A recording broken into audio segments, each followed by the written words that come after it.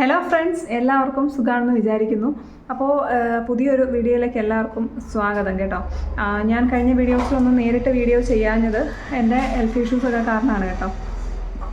അതായത് എനിക്ക് ഭയങ്കര വോമിറ്റിംഗ് ആണ്. അപ്പം ഇങ്ങനെ കണ്ടിന്യൂസ് ആയിട്ട് നേരിട്ടിരുന്ന് സംസാരിക്കാനായിട്ടുള്ള ബുദ്ധിമുട്ടുണ്ട്. അതുകൊണ്ടാണ് ഇങ്ങനെ വോയിസ് ഓവർ കൊടുക്കാമെന്ന് വിചാരിച്ച് അങ്ങനെ ചെയ്തിട്ടുണ്ടായിരുന്നത്.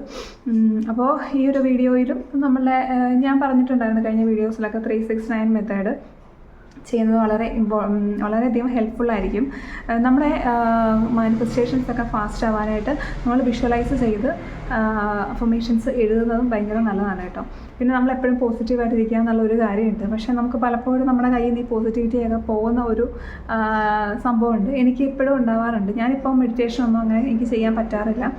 അത്യാവശ്യം നല്ല രീതിയിൽ പിന്നെ വോമിറ്റിങ്ങും BP പ്രശ്നങ്ങളൊക്കെ ഉണ്ട്. അപ്പോൾ എനിക്ക് ഈ BP ഇഷ്യൂ ഉണ്ടാകുന്നത് വോമിറ്റിംഗ് ഉള്ളതുകൊണ്ടും അത്യാവശ്യം നല്ല രീതിയിൽ സ്ട്രെസ്സും ടെൻഷനും ഉള്ളതുകൊണ്ടാണ് കേട്ടോ.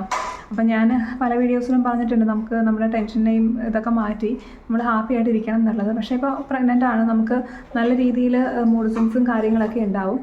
അപ്പോൾ എന്ന് വെച്ചാൽ എനിക്ക് എൻ്റെ ഇങ്ങനത്തെ ഹെൽത്ത് സിറ്റുവേഷൻസ് കാരണമാണ് എനിക്ക് ഡെയിലി വീഡിയോസ് ഒന്നും ഇടാൻ പറ്റാഞ്ഞത് കേട്ടോ.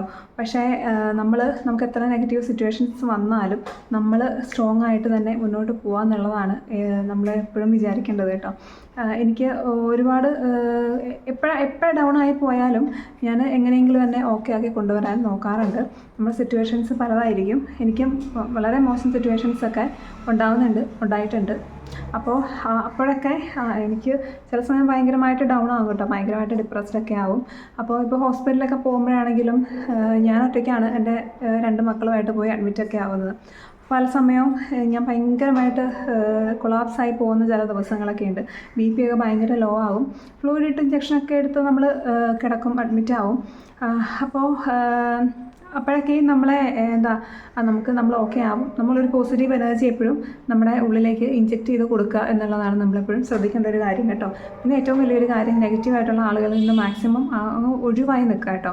ഞാൻ നേരത്തെ വീഡിയോസിലൊക്കെ പറഞ്ഞിട്ടുണ്ടായിരുന്നു നമുക്ക് നമ്മുടെ കൂടെയുള്ള എല്ലാവരെയും നമുക്ക് ഒഴിവാക്കി നിർത്താൻ പറ്റില്ല എന്നുള്ളത്. പക്ഷേ ഞാൻ അത് മാറ്റി പറയുകയാണ് കേട്ടോ. കാരണം നമുക്ക് നിലനിന്ന് പോകാൻ പോലും പറ്റില്ലാത്ത സിറ്റുവേഷൻസ് ഉണ്ടാക്കി തരുന്ന ആൾക്കാരെ. കാരണം ഞാനിപ്പോൾ എൻ്റെ ഈ അവസ്ഥയിൽ എനിക്കത് നന്നായിട്ട് മനസ്സിലായൊരു കാര്യമാണ്. അതായത് ഞാൻ പ്രഗ്നൻ്റ് ആണെന്നോ എൻ്റെ ഇങ്ങനത്തെ സിറ്റുവേഷൻസ് ഇങ്ങനെയൊക്കെ ആണെന്നോ 2 കുഞ്ഞുങ്ങളെയൊക്കെ നോക്കി എനിക്ക് എൻ്റെ വീട്ടിലെ കാര്യങ്ങളൊക്കെ ചെയ്യണം. അപ്പോൾ ഇങ്ങനെയൊക്കെയുള്ള സിറ്റുവേഷൻസൊക്കെ ആയിട്ടും നമ്മളോട് ഒരു കരുണയില്ലാതെ നമ്മളോട് ഇപ്പോഴും നമ്മളെ ഭയങ്കരമായിട്ട് നെഗറ്റീവ് ആക്കാനും ഡൗൺ ആക്കാനും കുത്തി നോവിക്കാനൊക്കെ വരുന്ന ആൾക്കാരൊക്കെ ഉണ്ട് കേട്ടോ. അതായത് അവരൊരു ഹെൽപ്പും ചെയ്യത്തൊന്നുമില്ല. നമ്മുടെ ഒരു ഹെൽപ്പ് ചെയ്യില്ല, അവരെക്കൊണ്ട് നമുക്കൊരു യൂസും ഇല്ല. നമ്മളെത്ര വയ്യാതെ തളർന്ന് കിടന്നാൽ പോലും നമുക്കൊരു ഹെൽപ്പുമില്ല, നമ്മളൊന്നിനും വരുകയില്ല. പക്ഷേ നമ്മൾ തന്നെ എൻ്റെ കാര്യങ്ങളൊക്കെ ഞാൻ എൻ്റെ മക്കളുമായിട്ട് ചെയ്യും. പക്ഷേ എന്നിരുന്നാലും ഏതെങ്കിലുമൊക്കെ രീതിയിൽ നമ്മളെ ദ്രോഹിക്കുക, വാക്കുകൊണ്ടായിരിക്കാം, പ്രവൃത്തി കൊണ്ടായിരിക്കാം. അപ്പം ആ ഒരു സാഹചര്യങ്ങൾ ഉണ്ടാക്കി തരുന്ന ആൾക്കാരൊക്കെ ഉണ്ട്. അപ്പം മെൻ്റലി അങ്ങേയറ്റം ഡിപ്രസ്ഡായി ഭയങ്കര സ്ട്രെസ്ഫുള്ളായിട്ടൊക്കെ ഇരിക്കേണ്ട ഓരോ ദിവസങ്ങൾ ഉണ്ടായിട്ടുണ്ട് എനിക്ക്. അപ്പോൾ എൻ്റെ ഡോക്ടർ എനിക്ക് BP എന്തെങ്കിലും കുറവുണ്ടായിട്ടുണ്ടെങ്കിൽ ഡോക്ടർ കണ്ടാൽ മനസ്സിലാവും. ടെൻഷൻ ഒഴിവാക്കണം എന്നുള്ളത് എപ്പോഴും എന്നോട് പറഞ്ഞു തരുന്നൊരു കാര്യമാണ് കേട്ടോ.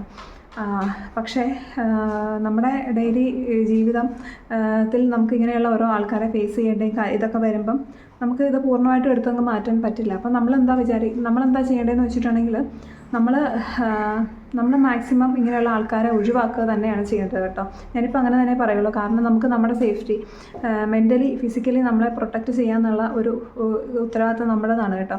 കാരണം എൻ്റെ മെൻ്റൽ ഹെൽത്തിനെ ഡിപ്പെൻഡ് ചെയ്തിട്ടാണ് എൻ്റെ ഫാമിലി, എൻ്റെ മക്കളൊക്കെ മുന്നോട്ട് പോകേണ്ടത്.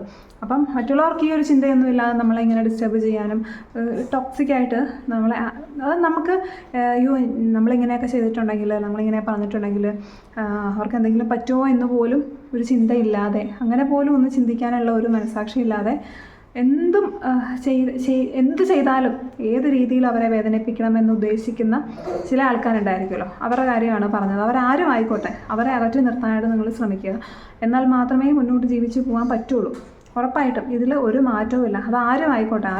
ചിലപ്പോൾ അത് നാട്ടുകാർ അവരവരൊന്നും ആയിരിക്കത്തില്ല കേട്ടോ, കുടുംബത്തിൽ തന്നെ ഉണ്ടാവും അങ്ങനത്തെയുള്ള വ്യക്തികളൊക്കെ. അപ്പോൾ അങ്ങനെയുള്ളവരെ അങ്ങ് മാക്സിമം അവോയ്ഡ് ചെയ്ത് നിർത്തുക എന്നുള്ളത് മാത്രമേ ഉള്ളൂ നമ്മുടെ നിലനിൽപ്പിനുള്ള കാര്യം അതാണ്.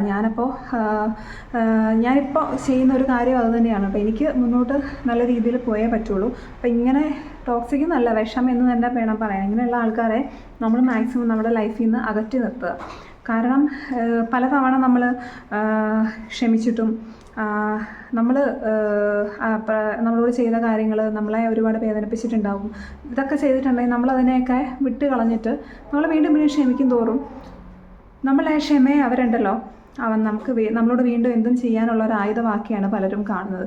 അത് അനുവദിച്ച് കൊടുക്കരുത്. അപ്പോൾ അന്ന് പറഞ്ഞതുപോലെ ജസ്റ്റ് ഡിറ്റാച്ച്മെൻറ്റ് മാത്രമല്ല, ജസ്റ്റ് ഡിസ്റ്റൻസ് മാത്രമല്ല, മാക്സിമം ഇങ്ങനെയുള്ള ആളുകളെ അവോയ്ഡ് ചെയ്ത് നിർത്തുക. നമുക്ക് നമ്മുടെ സമാധാനം നമുക്ക് നിലനിൽക്കണം, നമുക്ക് സർവൈവ് ചെയ്യണം അല്ലേ, ജീവിച്ചു പോകണ്ടേ. അപ്പോൾ അതിന് പോലും സമ്മതിക്കാത്ത ആൾക്കാരെ മാക്സിമം അങ്ങ് അവോയ്ഡ് ചെയ്ത് നിർത്തിയേക്കുക. അതായിരിക്കും ഏറ്റവും നല്ലത്. നമുക്ക് നമ്മുടെ മെൻ്റൽ പീസാണ് വലുത്. അത് പൂർണ്ണമായിട്ട് നഷ്ടപ്പെട്ടിട്ടുണ്ടെങ്കിൽ വലിയ ബുദ്ധിമുട്ടാണ് അതിനെ ഒന്ന് തിരിച്ച് കൊണ്ടുവരാനായിട്ട്. പ്രത്യേകിച്ച് നമുക്ക് എന്തെങ്കിലുമൊക്കെ ഹെൽത്ത് കണ്ടീഷൻസ് ഉള്ളപ്പോൾ പ്രഗ്നൻസിയിൽ, എൻ്റെ സെക്കൻഡ് പ്രഗ്നൻസിയിൽ ഞാനിത് അങ്ങേയറ്റം അനുഭവിച്ചിട്ടുള്ള ആളാണ് കേട്ടോ. ഈ ഡിപ്രഷനും കാര്യങ്ങളൊക്കെ ആ സെയിം ആൾക്കാർ തന്നെയാണ് ഇപ്പോഴും വീണ്ടും വന്ന് എനിക്ക് അങ്ങേയറ്റം സ്ട്രെസ്സുകളും കാര്യങ്ങളും. അപ്പോൾ ഞാൻ അന്ന് പ്രോപ്പറായിട്ടുള്ള ഒരു ആക്ഷൻസ് എടുത്തിട്ടുണ്ടായിരുന്നെങ്കിൽ അവർ വീണ്ടും ഇങ്ങനെ ഉള്ള ഓരോ സ്ട്രെസ്സുകൾ തരാൻ അവർ മുതിരില്ലായിരുന്നു. അപ്പോൾ എൻ്റെ ഫോൾട്ടാണ്.